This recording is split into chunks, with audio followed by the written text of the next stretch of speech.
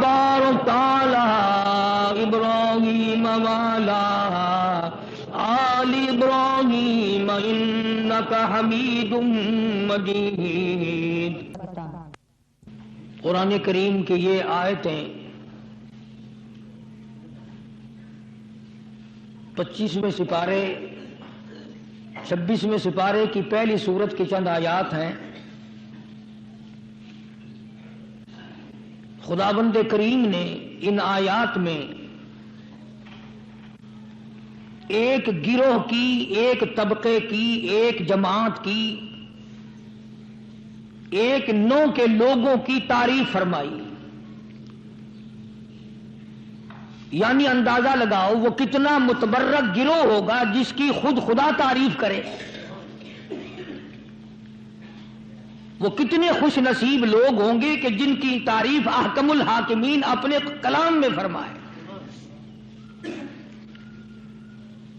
کتنے مقدروں والے وہ جوان ہوں گے، کتنے اللہ کے قریب ہوں گے، کیا کیا ان کی صفتیں ہوں گی، کیا ان کے عادات و اخلاق ہوں گے، کس طرح کی ان کی زندگی ہوگی جس زندگی پر اللہ تبارک و تعالی فخر فرماتے ہیں۔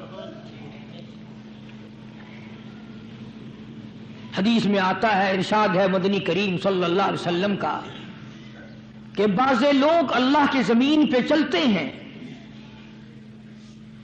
بعض لوگ اللہ کی زمین پہ چلتے ہیں اور زمین اللہ سے یہ اجازت مانگتی ہے، پروردگار اگر اجازت ہو میں اس کو نگل جاؤں،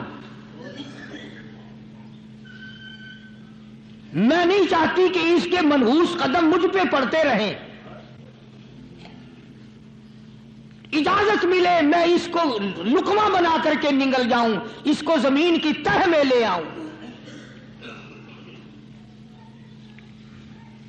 اور ایک اور ارشاد ہے حضور کریم صلی اللہ علیہ وسلم کا، یوں فرمایا کہ جب قوم کے اندر 3 چیزیں ہو جائیں، جب کسی قوم میں 3 عادتیں، 3 خصلتیں، 3 برائیاں پیدا ہو جائیں تو سرکار مدینہ صلی اللہ علیہ وسلم نے فرمایا وہ قوم پھر زمین کے اوپر بسنے کے لائق نہیں رہتی، اس قوم کو زمین کے اندر غرق ہو جانا چاہیے۔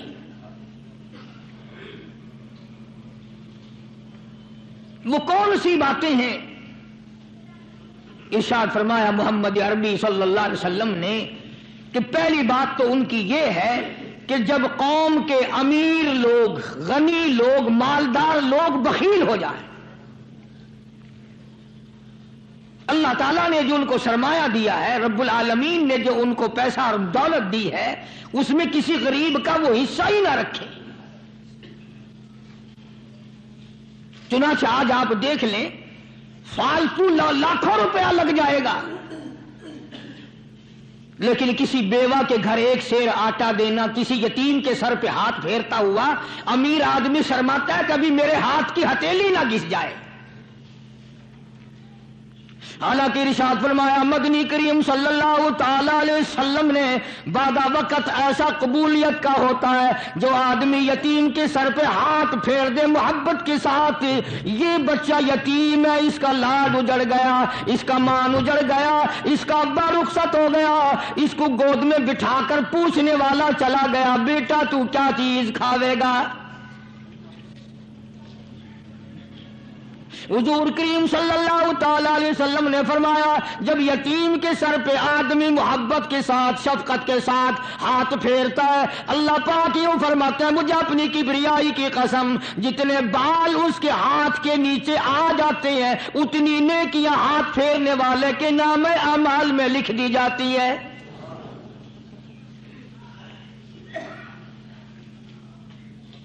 مگر ہمارے یہاں دستور نہیں، غریب کو مارو اور نیچا کرو اسے۔ جناب مدنی کریم صلی اللہ تعالی علیہ وسلم تشریف لے جا رہے ہیں، راستے میں کچھ بچوں کو کھیلتے ہوئے آپ نے دیکھ لیا، بڑے خوشی سے چھلانگے لگا رہے ہیں، بچے کھیل رہے ہیں، ایک بچہ دیوار کے ساتھ بالکل مونچھا غمزدہ پریشان کھڑا ہے۔ حضور کریم صلی اللہ تعالی علیہ وسلم کی نگاہ مبارک اس بچے پہ پڑ گئی. آپ نے قریب تشریف لا کر اس سے پوچھا، او بچے، سارے بچے کھیل رہے ہیں، تو کیوں نہیں کھیلتا؟ کہنے لگا میرا کھلانے والا دنیا سے چلا گیا،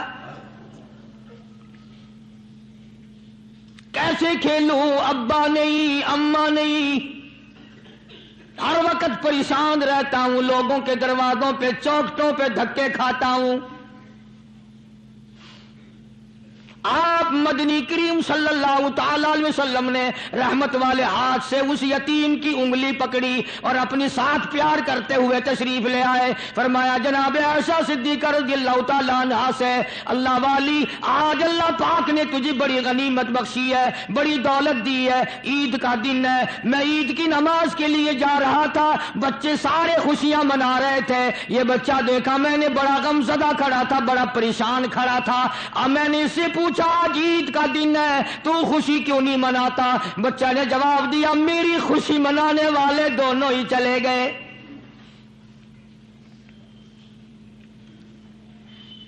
آج اللہ نے یہ موقع بخشا ہے، اسے نہلا دھلا، اس کو نئے کپڑے پہنا. معصوم بچے کے سر پہ ہاتھ پھیرتے ہوئے فرمایا بیٹا گھبرانا، یہ عائشہ صدیقہ تیری اماں ہے، میں محمد الرسول اللہ آج سے تیرا ابا بن گیا ہوں.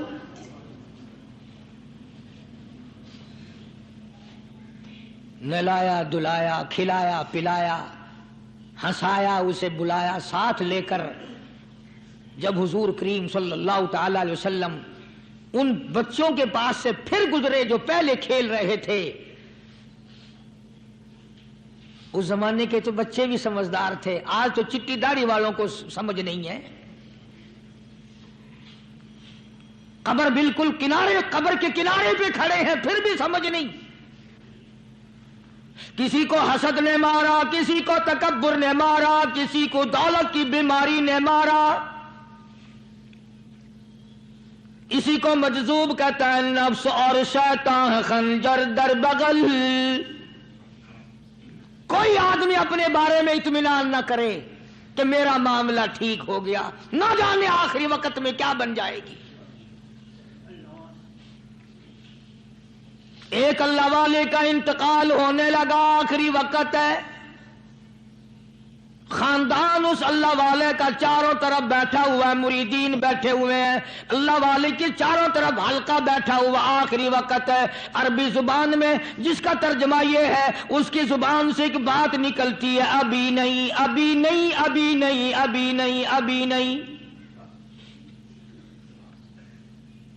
مرنے کے بعد کسی نے خواب میں دیکھا تو پوچھا حضرت جی دنیا درود شریف پڑھتی ہے، مرتے وقت کلمہ پڑھتے ہیں، اللہ اللہ کرتے ہیں، یہ آپ ابھی نہیں ابھی نہیں کیا فرما رہے تھے؟ تو یوں فرمایا تمہیں کیا معلوم ہے، شیطان میرے سامنے کھڑا تھا اور کہتا تھا میں نے دنیا کو پھنسایا، دنیا کو ورغلایا، دنیا کو بہکایا، تو میرے پھندے سے پھنس گیا، تیرے علم نے، تیری نیکی نے بچا لیا. تو میں کہتا تھا ظالم ابھی تو سانس آ رہی ہے، نہ جانے کیا بنے گی، ابھی نہیں، ابھی نہیں، ابھی نہیں.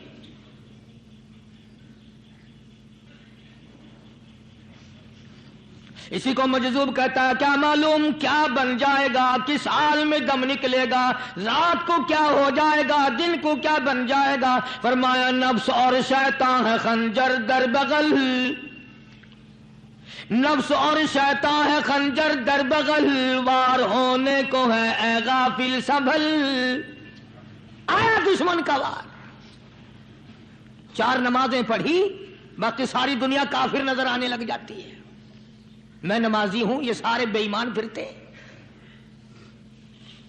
شیطان پیدا کرتا ہے یہ چیزیں. اگر اللہ نام پہ تھوڑی سی کبھی خیرات کر دی تو بہانے لوگوں کے سامنے ذکر ہو رہا ہے، اجی آج کل تو ہمارے کاروبار نہیں، ورنہ انشاءاللہ فلاں مسجد جو ہے نا یہ ہم نے بنائی تھی. بہانے بتانا. اسی لیے مجذوب کہتا ہے گھبرایا نہ کر اور اپنے آپ کو اطمینان نہ دلایا کر. کہتا نفس اور شیطان ہے خنجر در بغل، وار ہونے کو ہے اے غافل سنبھل. چلا شیطان کا خنجر، چلا شیطان کا خنجر، لگایا اس نے دو، لگایا اس نے دو۔ لوگوں کا خیال یہ ہے کہ شیطان صرف وہ، شیطان کے بہکائی میں وہ آدمی آتا ہے جو کسی کو قتل کر دے۔ لوگوں کے نزدیک صرف زنا کرنا گناہ ہے، قتل کرنا گناہ ہے، چوری کرنا گناہ ہے، ڈاکہ مارنا گناہ ہے، اور چوتھی چیز گناہ ہی کوئی نہیں۔ حضرت عثمان غنی ذی النورین رضی اللہ تعالی عنہ کی مبارک مجلس ہے، صحابہ کرام کا دور ہے، نبی کا دوہرا داماد، مجلس ہے عثمان ذی النورین کی۔ ایک آدمی مجلس میں آ کے بیٹھا، حضرت عثمان کی مجلس میں ایک آدمی آ کے بیٹھا تو حضرت عثمان فرماتے ہیں، توجہ، حضرت عثمان فرماتے ہیں، یوں نہیں فرمایا کہ تو نے ایسا کیا ہے، اسے ذلیل نہیں کیا، بلکہ یوں فرمایا لوگوں کو شرم نہیں آتی، لوگ آنکھ کا زنا کر کے میری مجلس میں آ کے بیٹھتے ہیں، لوگ آنکھ کا گناہ کر کے میری مجلس میں آ کے بیٹھتے ہیں۔ تو دور تھا نا صحابہ کرام کا، فوراً چوٹ کی کسی نے کہ نبی کے بعد وحی آنی شروع ہو گئی۔ یعنی آپ کو کیسے پتا چل گیا کہ کوئی آدمی غلط نگاہ ڈال کے آیا؟ اس کی رستے میں نظر کہیں غلط پڑی تھی آنے والے کی، آپ کو کیسے پتا چلا؟ یعنی بات کرنے والے کو بھی دیکھو اور پھر چوٹ کرنے والے کو بھی دیکھو۔ تو حضرت عثمان رضی اللہ تعالیٰ عنہ نے فرمایا، بھائی پاک مجلس میں اگر ایک تولا بھی کوئی پخانہ لے کر آ جائے تو بدبو تو آ ہی جائے گی نا۔ صحابہ کی پاک مجلس میں اگر کوئی آنکھ کا زنا بھی کر کے آیا، فرمایا مجلس کے اندر بدبو پھیل گئی۔ تو اللہ والوں کی مجلس ہے اور اللہ والوں کی رفاقت ایک بہت بڑی چیز تھی، کبھی لوگ حاصل کیا کرتے تھے، اب تو ہر آدمی پیر ہے، ہر آدمی لیڈر ہے، ہر آدمی چودھری ہے، ہر آدمی بڑا بنا ہوا ہے، چھوٹا ہم میں کوئی ہے ہی نہیں۔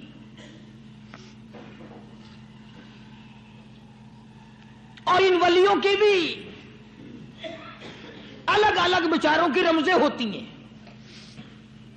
علماء کرام نے لکھا ہے، حضرت خواجہ باقی باللہ رحمت اللہ علیہ دلی میں مزار ہے، بہت بڑے بزرگ گزرے ہیں۔ دیکھو میں ذکر خیر کر رہا ہوں نا، کئی لوگ تمہیں نکلتے ہوئے ٹانگے والے، گھوڑے والے، رکشے والے کہتے ہیں قاری علی ولیوں کو نہیں مانتا۔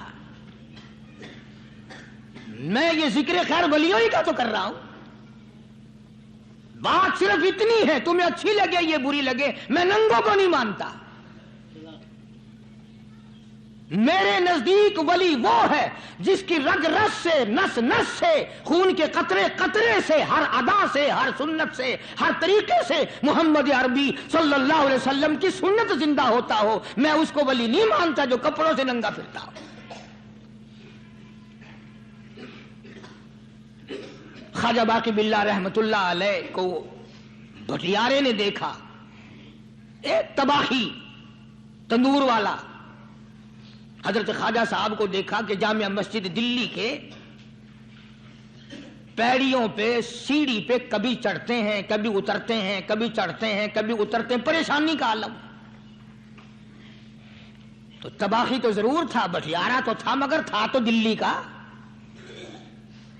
وہ سمجھ گیا کہ حضرت کو کوئی پریشانی ہے، پہنچا اور جا کے کہنے لگا، حضرت کیا بات ہے، آج رات کافی گزر گئی ہے، آرام فرماؤ، کبھی چڑھتے ہو کبھی اترتے ہو، پریشانی کیا پریشانی ہے؟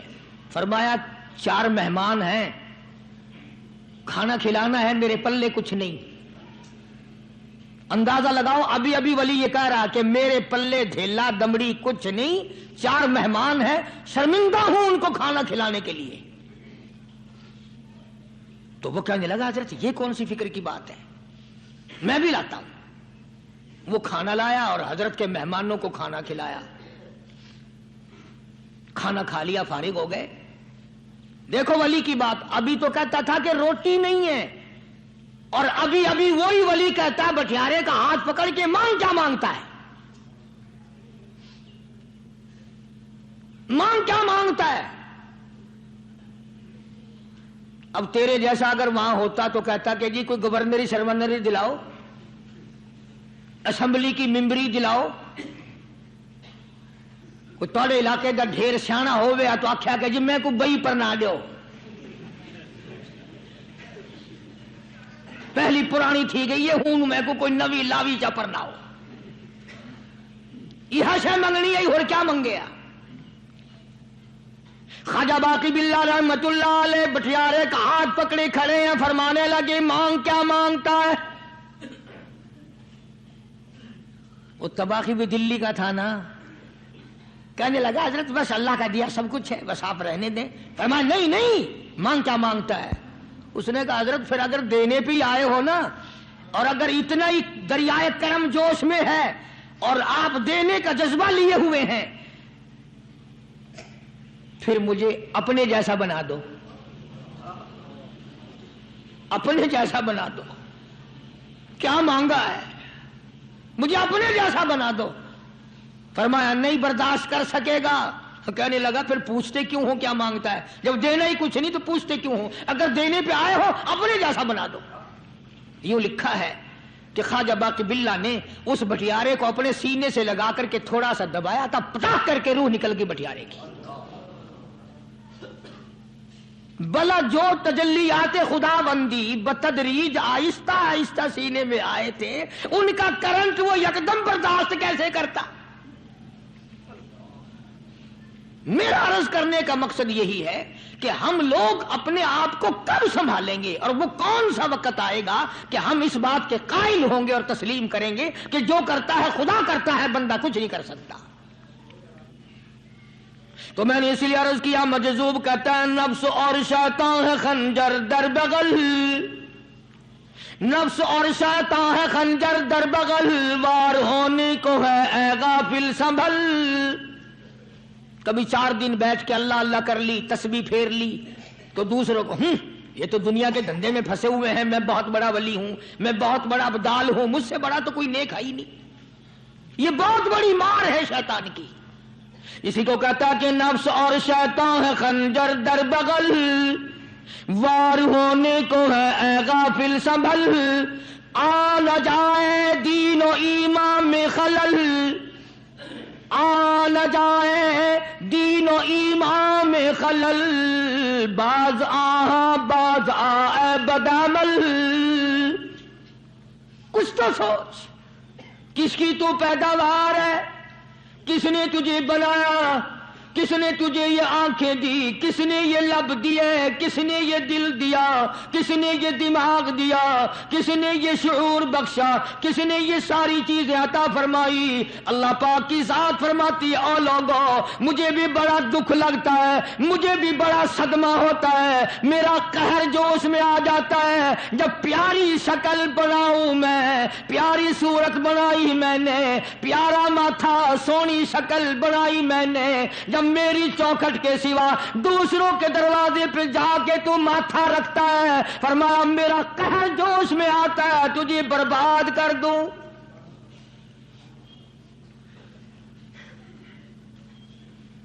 سب کچھ میں نے دیا، سب کچھ میں نے بخشا، اور پھر بھی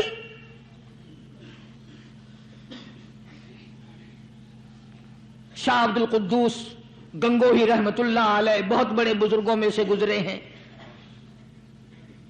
بہت بڑے اللہ والے تھے۔ ایک راستے سے گزر رہے ہیں، مریدین ساتھ ہیں،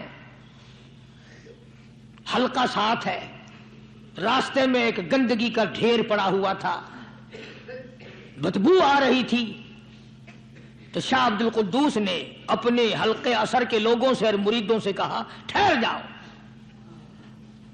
حالانکہ لوگ ناک پہ کپڑا رکھ کر جلدی گزرنا چاہتے تھے، بدبو سے بچنے کے لیے تیز رفتار وہاں سے گزرنا چاہتے تھے، مگر شیخ کے کہنے پر کھڑے ہو گئے۔ شکر ہے تم نہ تھے، تم جیسے وہاں مرید بھی نہیں تھے، ورنہ کہتے کہ اے پھٹ گیا شیخ ہے نو تو پتہ ہی نہیں لگتا برائی دا چنگائی دا، گندگی دے پہ کولساں کو کھڑائی کھڑے۔ شاہ عبد القدوس رحمت اللہ علیہ گنگوئی رحمت اللہ علیہ نے فرمایا او لوگو، یہ گندگی، یہ پخانہ، یہ افولت والی چیز تمہیں ایک سبق دے رہی ہے۔ تو بڑے حیران ہوئے کہ گندگی سبق دے رہی ہے کہ ہاں یہ بدبو کا ٹھکانہ، یہ سبق دے رہا ہے کہ ہاں یہ ایک سبق تمہیں پڑھا رہا ہے. اور وہ کیا؟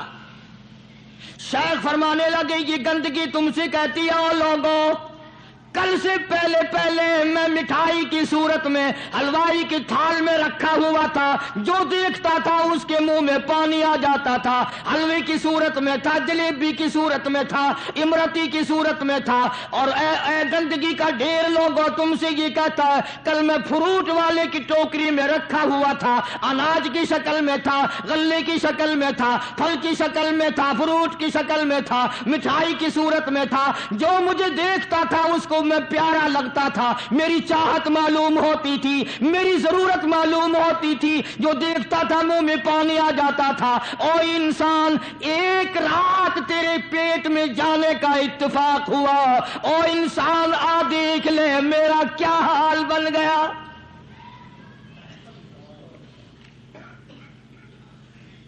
ایک رات تیری صحبت میں رہا ہوں، ایک رات تیرے اندر ٹھہرنے کا اتفاق ہوا، دیکھ میرا کیا حال بن گیا.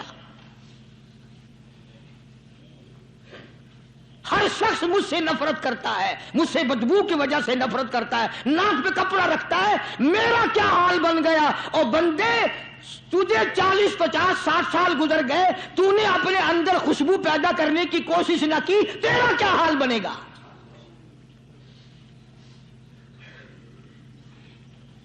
سارے لوگ حیران ہوئے کہ شیخ نے کیا بات فرمائی. حضرت شبلی رحمت اللہ علیہ بہت بڑے بزرگان دین میں سے گزرے ہیں، اپنے ساتھیوں مریدوں کے ساتھ چل رہے ہیں، چلتے چلتے کہ جیل خانے کے آگے سے گزرے. وہاں کسی ڈاکو کی لاش لٹکی ہوئی تھی، ایسی لاش کہ جس کے دونوں پیر نہیں، دونوں ہاتھ نہیں، گردن نہیں، ایسی لاش لٹکی ہوئی ہے، اس کے دونوں پیر بھی نہیں، دونوں ہاتھ بھی نہیں، سر بھی نہیں. تو حضرت شبلی رحمت اللہ علیہ نے جا کر اس لاش کو، جس کے پیر ہاتھ نہ تھے، گردن نہ تھی، بوسا دیا، چوما اسے. تو سارے مرید کہنے لگے حضرت جی یہ کسی ولی کی لاش تو ہے نہیں، یہ تو سراسر نظر آتی ہے کسی بدماش کی ہے. ہاتھ بھی کٹ گئے، پیر بھی کٹ گئے، گردن کٹا بیٹھا. تو حضرت شبلی رحمت اللہ علیہ فرمانے لگے کہ میں نے اس کو بوسا اس لیے دیا کہ اس نے مجھے ایک سبق دیا ہے، اس لاش نے مجھے ایک سبق دیا.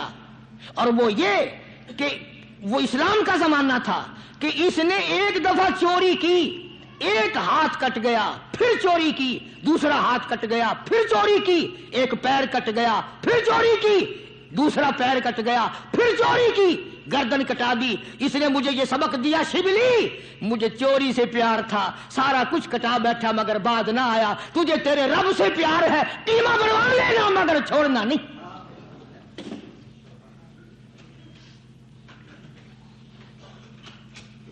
آج ہم اپنی زندگی کا محور آخر کبھی تو چیک کریں. نوجوانوں، پڑھنے والوں، سوچو تو صحیح کہ ہماری سمت کدھر کو ہے، ہمارا رخ کدھر کو ہے، سوچ ہماری کیا ہے اور رفتار ہماری کیا ہے، اور ہم جا کس طرف کو رہے ہیں. اسی کو مجذوب کہتا کہ قدم سوئے مرکز، نظر سوئے دنیا، قدم سوئے مرکز، نظر سوئے دنیا، کدھر جا رہے ہو کدھر دیکھتے ہو. روزانہ قدم بقدم قبر کے قریب ہو رہے ہیں، قبر کے نزدیک آ رہے ہیں. ایک ایک قدم ہمارا آگے سے آگے، آگے سے آگے بڑھ رہا ہے، اور نظر ہماری اوپر اوپر چلی جا رہی ہے. اس سے بڑا بن جاؤں، اس سے بڑا بن جاؤں، اس سے بڑا بن جاؤں. حضرت شیخ عطار فرید الدین رحمت اللہ علیہ بہت بڑے بزرگان دین میں سے گزرے ہیں. اسی بات کو نقشہ کرتے ہوئے فرماتے ہیں کہ مرد راہ راہ بوریا قالین بود، مرد راہ راہ بوریا قالین بود، زاں کے خستش عاقبت بالین بود. اللہ والے کے لیے یہ چٹائی، یہ کھجور کی چٹائی قالین ہے، غلیچہ ہے، صوفہ سٹا ہے، یہی تخت شہنشاہی ہے. کیوں؟ اس لیے کہ آخر کار سرانہ جو ہے وہ کچی مٹی کا بننا ہے. اور شیخ نے بڑی عجیب بات کہی آگے چل کر، کہتا ہے کہ خرقہ پشمینہ را بردوش کن، خرقہ پشمینہ را بردوش کن، شربت ادنا مرادی نوش کن. پرانی گدڑی پرانا کپڑا جو ہے تو اس کو اپنے لیے غنیمت جان، نہ جانے نوا کپڑا آیا نہیں اور تیری زندگی کو فنا ہو جائے. یہی نظر تھی ان حضرات کی.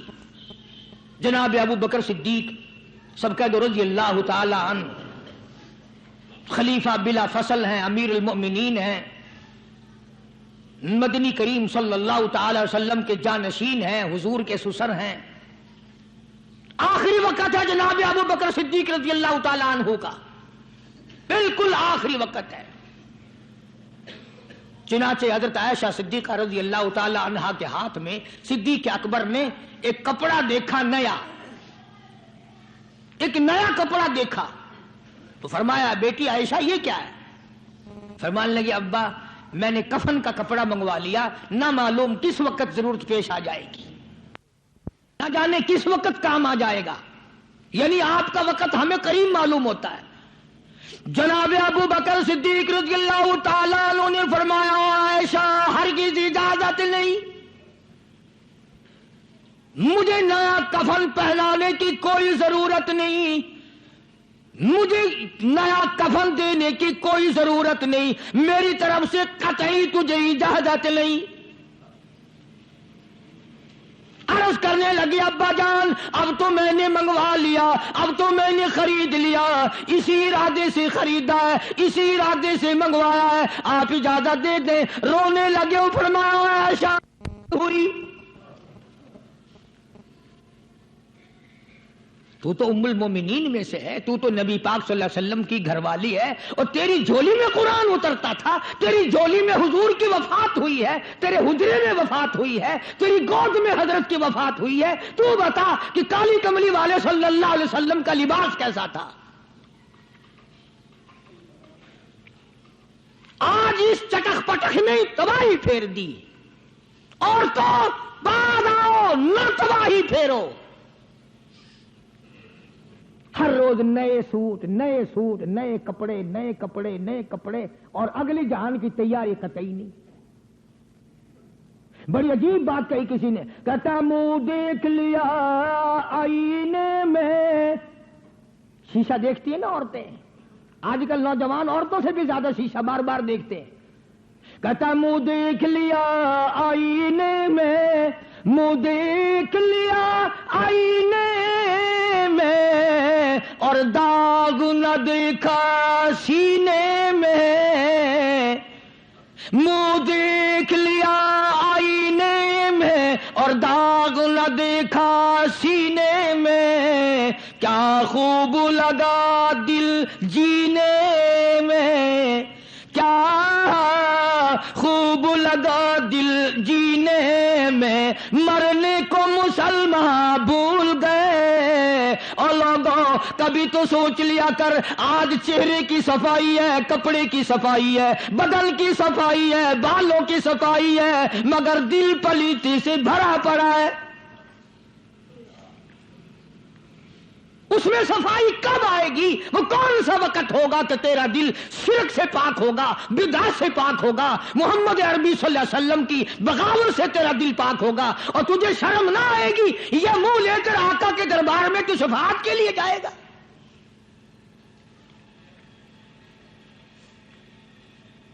اللہ والوں نے ان معاملات میں بڑے بڑے دکھ اٹھائے ہیں، چاہے ان کو لوگوں نے گالیاں دی، ان کو مارا ہے، مگر پرواہ نہیں کرتے تھے.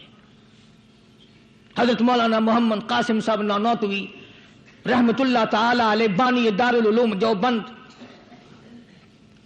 پڑھا رہے تھے حدیث پاک. سبحان اللہ، یہ ہمارے جتنے اللہ والے بزرگ، اللہ والے عالم گزرے ہیں، ساری عمر حدیث پاک پڑھائی. ان کی زبان مدنی کریم کا فرمان. سبحان اللہ، ساری رات سارا دن. کسی نے 50 برس، کسی نے 40 برس، کسی نے 60 برس، کسی نے 30 برس، رات دن قال قال رسول اللہ صلی اللہ علیہ وسلم ہر وقت.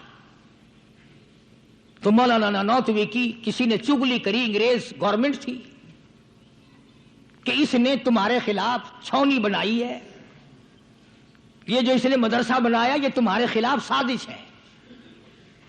مسلمان افسر تو یوں ہی دستخط کر دیتا ہے نا اندھا ہو کے, کبھی نہیں فائل پڑے گا کہ اس میں ہے کیا, چاہے خود اس افسر کی پھانسی پہ دستخط کروا لو.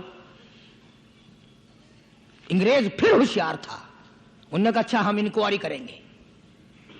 حضرت مولانا حدیث پاک پڑھا رہے تھے, طالب علم پڑھ رہے تھے, انگریز افسر آیا اور 3-4 گھنٹے مولانا قاسم نانوتوی رحمت اللہ علیہ کے سامنے بیٹھا رہا اور بار بار چہرے کو دیکھتا رہا.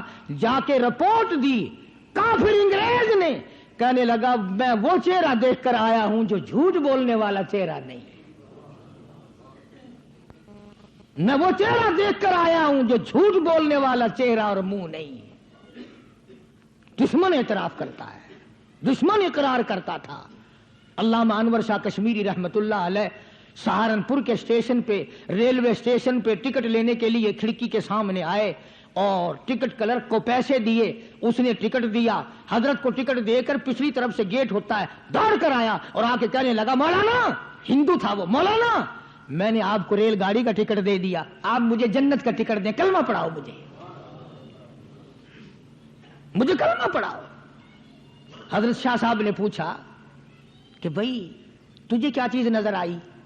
کہنے لگا جی دیر نہ کرو, جب کھڑکی میں سے آپ کی شکل نظر آئی نا, جو خدا اتنے حسین اتنی بہترین صورت بنا سکتا ہے وہ خود کتنا حسین ہوگا. میں ان اللہ والوں کا غلام ہوں جن کی شکلیں دیکھ کر کافر مسلمان بنتے تھے, اور جن کو تم شاہ صاحب کرتے پھرتے ہو, کبھی نظر جما کے ذرا چہرہ تو دیکھا کرو. سبحان اللہ, کوئی چیز انشاءاللہ نظر نہیں آئے گی. تو میں عرض کر رہا تھا کہ اللہ والے کبھی بھی غلط راستہ کسی کو نہیں دکھایا کرتے, اور وہ اندر کی بیماریوں کا علاج کرتے ہیں, اندر کی بیماریوں کا. سرتاج الاولیاء حضرت مولانا احمد علی صاحب لاہوری سب قید رحمت اللہ علیہ, اللہ اتنے جلیل القدر ولی تھے. علماء نے یوں لکھا ہے کہ پوری امت میں سے 2 آدمیوں کی قبر سے جنت کی خوشبو آئی, پوری امت میں سے, ایک امام بخاری اور ایک مولانا احمد علی لاہوری رحمہ اللہ. قبر کی مٹی سے جنت کی خوشبو. تو کیوں نہیں ہم ان لوگوں کی تابعداری کرتے, اور کیوں نہیں ہم اپنے حلقے اثر میں ایسے بزرگوں کا طریقہ کار لاتے جو ہمیں سیدھا منزل مقصود تک لے جائے. اسی کو کہتا ہے کہ مسلک سنت پہ ایسا لکھ چلا جا بے دھڑک, مسلک سنت پہ ایسا لکھ چلا جا بے دھڑک, جنت الفردوس کو سیدھی گئی ہے یہ سڑک. تو جناب ابو بکر صدیق رضی اللہ تعالی عنہ نے حضرت عائشہ سے بار بار فرمایا کہ نیا کفن ڈالنے کی مجھ پہ ہرگز اجازت نہیں. اور جب جناب رسول کریم سب کہہ دو صلی اللہ علیہ وسلم کے بارے میں حضرت صدیق اکبر رضی اللہ تعالیٰ عنہ نے جناب عائشہ صدیقہ رضی اللہ تعالیٰ عنہ سے پوچھا کہ حضور کا کیا لباس تھا اور حضور کے کیسے کپڑے تھے, تو حضرت عائشہ رونے لگی, اور جب بتایا تو حضرت عائشہ کو فرمایا بیٹی یہ نیا کفن جو تو نے منگا لیا ہے اس کا کفن پہن کر قبر میں جانے سے کوئی فائدہ نہیں. وہاں نئے کپڑے کا لحاظ نہیں, وہاں خوبصورت کپڑے کا لحاظ نہیں, وہاں اچھے کپڑے کا لحاظ نہیں, وہاں تو اعمال دیکھے جائیں گے, وہاں تو اعمال کی ضرورت ہے, کپڑوں کو کوئی نہیں دیکھتا. وہاں جانشین پیغمبر فرماتے ہیں عائشہ یہ کپڑا سنبھال کر رکھ لے, مدینے کی کسی بیوہ کا دوپٹہ بن جائے گا, کوئی پردہ کر لے گی, مدینے کے کسی یتیم کا کرتا بن جائے گا. میں کل نیا کفن لے کر جاؤں مجھے کیا فائدہ ہوگا؟ دعا کر کہ میں اپنے محبوب حضور کریم صلی اللہ علیہ وسلم کے دربار میں جب جاؤں تو مجھے شرمندگی اٹھانی نہ پڑے. چنانچہ حضرت ابو بکر صدیق رضی اللہ تعالی عنہ کو وہ کفن نیا نہیں دیا گیا. اب ایک اور آخری بات بڑی عجیب ہے, بڑی اچھی ہے, دل کی تختی پہ لکھ کے لے جاؤ, لڑائی بڑائی والی بات نہیں, لکھ کے لے جاؤ, انشاءاللہ ذمہ دار ہوں. جناب فاطمہ الزہرا رضی اللہ تعالی پیغمبر کی لخت جگر، نبی کی نور نظر، حسنین کریمین کی اماں علی مرتضی رضی اللہ تعالیٰ عنہ کی گھر والی فوت ہو گئی، وفات پا گئی، انتقال فرما گئی۔ جب قبر میں جناب خاتون جنت رضی اللہ تعالی عنہا کو اتارنے لگے، حضرت ابو ہریرہ رضی اللہ تعالی عنہ نبی کا دیوانہ یوں قبر پہ کھڑا ہو گیا، قبر کی طرح منہ کر کے اندر کو منہ کر کے کہنے لگا، قبر تجھے کیا معلوم ہے آج ہم تیرے اندر کس کو رکھ رہے ہیں؟ یہ کالی کملی والے کی لخت جگر ہے، یہ نبی کی نور نظر ہے، یہ حسنین کریمین کی اماں ہے، علی مرتضی کی گھر والی ہے، اور قبر یہ عام جنازہ نہیں، عام میت نہیں، یہ امام الانبیاء محبوب کبریا کی بیٹی ہے، خاتون جنت ہے۔ صحابی نے یوں قبر کو منہ لگا کر آواز دے دی۔ مسند کی روایت میں ہے کہ قبر میں سے واپسی جواب آیا، قبر کے اندر سے جواب آیا، اور دیوانے اور پروانے، یہ قبر ہے تخت شہنشاہی نہیں، یہ قبر ہے ایوان صدر نہیں، یہ قبر ہے بڑی دنیا کا کوئی ٹھکانہ اور مقام نہیں، یہ وہ جگہ ہے جہاں یہ بتانے کی کوئی ضرورت نہیں بیٹی کس کی ہے، اماں کس کی ہے، گھر والی کس کی ہے، یہاں تو جھولی دیکھی جائے گی، اگر اعمال اچھے ہیں کوئی بھی ہو جنت ملے گی، اور اگر اعمال اچھے نہیں پھر چاہے نوح علیہ السلام کی بیوی کیوں نہ ہو، لوط علیہ السلام کی بیوی کیوں نہ ہو، کالی کملی والے کا سگا چچا کیوں نہ ہو، ابراہیم علیہ السلام کا ابا کیوں نہ ہو، آبادائی برباد کر کے رکھ دیے جائیں گے۔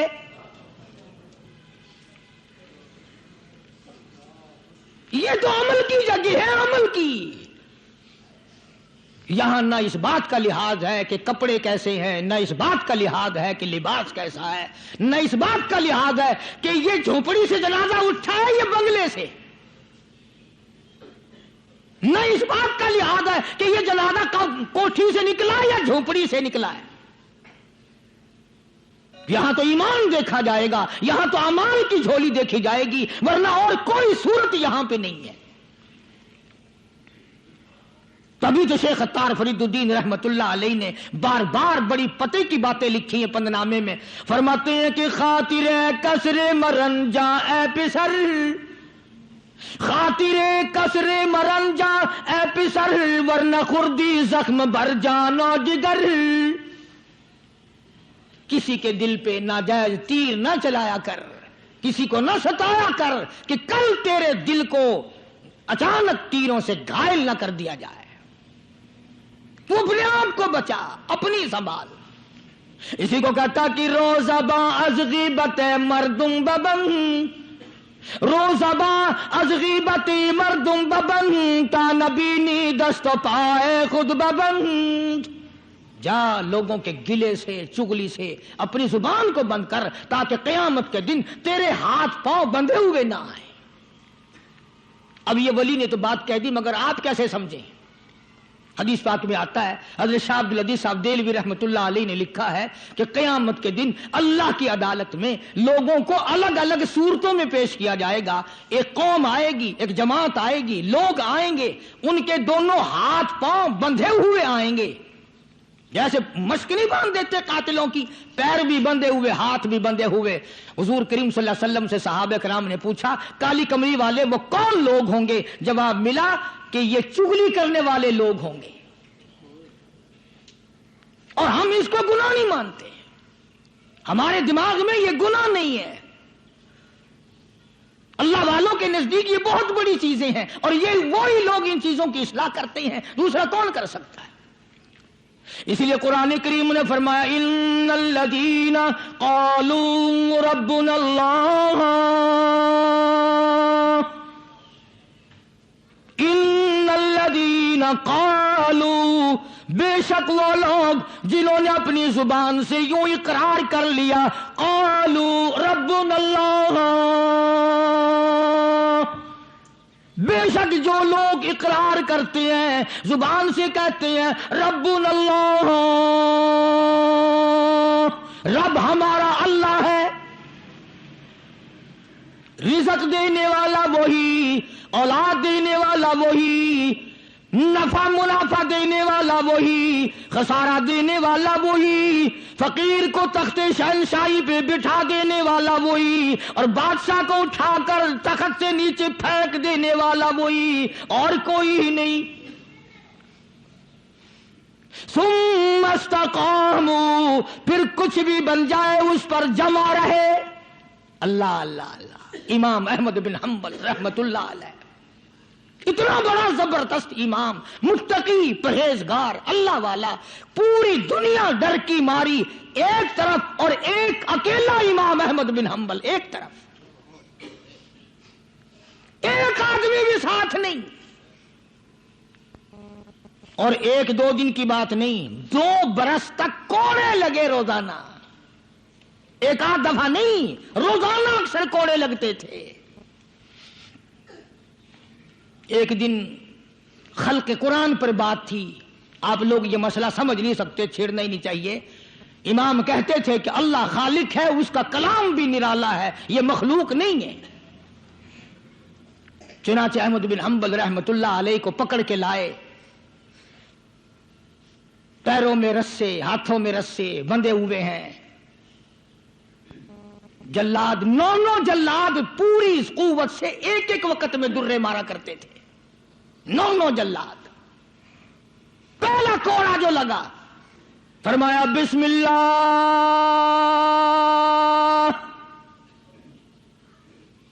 دوسرا کوڑا پڑا، فرمایا الحمدللہ، تیسرا کوڑا لگا، فرمایا الا ان کلام اللہ غیر مخلوق، خبردار، اللہ کا کلام مخلوق نہیں۔ جس بات پہ کوڑا لگا تھا وہی اعلان پھر کیا۔ علماء نے لکھا ہے کہ ایک جلاد نے اتنا زور سے کوڑا مارا کہ جو سلوار یا پاجامہ پہن رکھا تھا، اندازہ لگاؤ چمڑے کا کیا بنا ہوگا، کمر بند ٹوٹ گیا، زار بند ٹوٹ گیا کوڑے کی ضرب سے۔ اگر آپ کی توجہ ہے اور ان حضرات کو کچھ سمجھ سکتے ہو، علماء نے لکھا ہے کہ جب کمر بند ٹوٹا، زار بند ٹوٹا، احمد بن حنبل کے ہاتھ پیر بندھے ہوئے ہیں، یوں آسمان کی طرف نگاہ اٹھائی، الہی تیرے قرآن کی وجہ سے مار کھاؤں، تیری عزت کا واسطہ، تیرے قرآن کی آبرو ہے، یا اللہ ان لوگوں کے سامنے ننگا نہ کر۔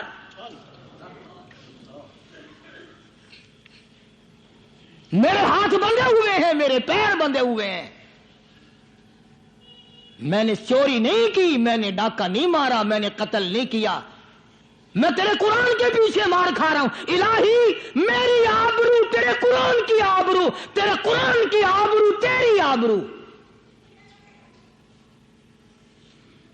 علماء نے لکھا ہے کہ وہیں ایک ہاتھ نمودار ہوا، ایک ہاتھ پیدا ہوا، اور سکینٹ کے اندر دونوں سرے زارمن کمر بند کے پکڑ کر گرا لگا دی۔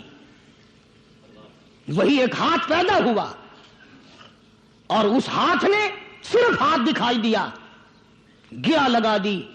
احمد بن حنبل رحمت اللہ علیہ سے کسی نے دوسرے وقت میں بڑا اصرار مجبور کر کے پوچھا کہ احمد بن حنبل یہ ہاتھ کس کا ہو سکتا ہے جو ہاتھ آیا تھا، کوئی پہچان ہے؟ امام صاحب نے فرمایا ہاں، جناب رسول اللہ صلی اللہ علیہ وسلم کا دست مبارک تھا۔ میں یہ عرض کر رہا تھا کہ آج ہم لوگوں کو نہ کھرے کھوٹے کی پہچان ہے، نہ برے بھلے کی پہچان ہے۔ لوگوں دنیا کے معاملے میں بڑی آنکھیں کھول کے چلتے ہو، دین کے بارے میں اندھے بن کے نہ چلو، عقل کرو، سمجھو۔ اس لیے قرآن نے فیصلہ کر دیا، ان الذین قالوا ربنا اللہ ثم استقاموا فلا خوف علیہم ولا هم يحزنون اولئک اصحاب الجنة الجنة خالدین فیہا جزاء بما كانوا يعملون. یہی لوگ جنتی ہیں. اللہ فرماتے ہیں میں ان کے اعمال کے بدلے ان کو بڑے اچھے اچھے عطا کروں گا. یہ تھا ان آیتوں کا حاصل اور ترجمہ جو میں نے ذکر کر دیا. اللہ تبارک و تعالی ہم سب کو اللہ والوں کی مجلس نصیب فرمائے, اللہ والوں کی باتیں نصیب فرمائے, ان پہ عمل کرنے کی توفیق عطا فرمائے. وآخر دعوانا ان الحمدللہ رب العالمین. دو اعلان سن لیجئے دعا سے پہلے. ابھی نماز جمعہ کے بعد وقت کے بہت بڑے عالم شیخ الحدیث جنہوں نے ساری زندگی مدنی کریم صلی اللہ علیہ وسلم کی حدیث پاک پڑھانے میں گزار دی, جناب مفتی عبداللہ صاحب رحمۃ اللہ علیہ کا انتقال ہو گیا. خیر المدارس میں 4:15 بجے خیر المدارس میں جنازہ ہوگا. تمام حضرات شرکت فرما کر ثواب دارین حاصل کریں. مفتی عبداللہ صاحب بہت بڑی عظیم شخصیت تھی, بہت اللہ والے تھے, ساری عمر دینی مشغلہ رہا, دین کی تعلیم دی, مکہ مکرمہ میں جا کر کے پڑھا رہے تھے, تکلیف ہوئی واپس تشریف لے آئے, آج رات ان کا انتقال ہو گیا. انا للہ و انا الیہ راجعون.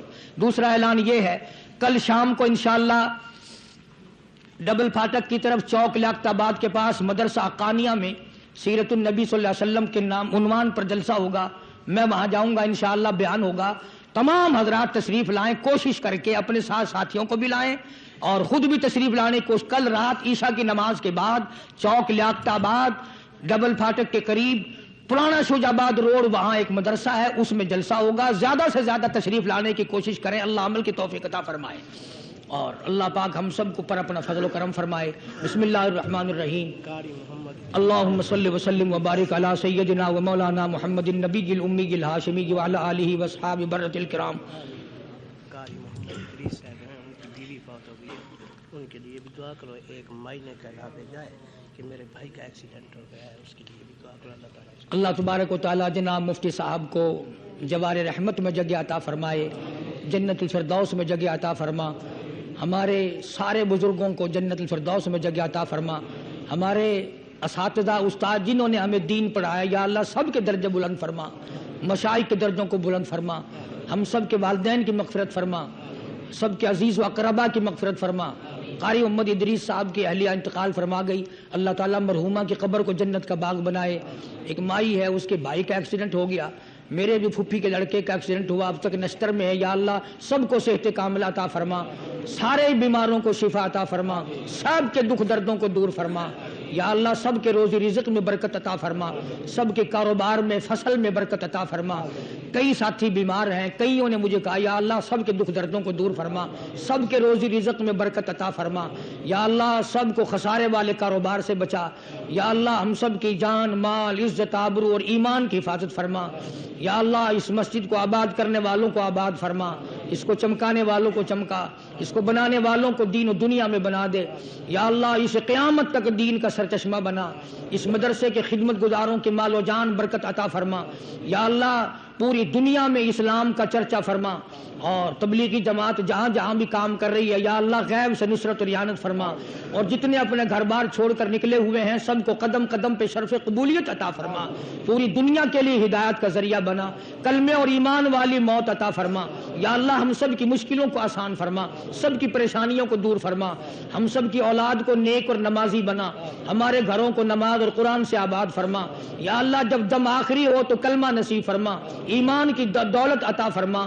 یا اللہ ہم سب کو دین و دنیا میں سعادت عطا فرما, سرفرازی عطا فرما, قبر حشر کے عذاب سے ہم سب کی حفاظت فرما. ربنا تقبل منا انک انت السمیع العلیم وتب علینا انک انت التواب الرحیم.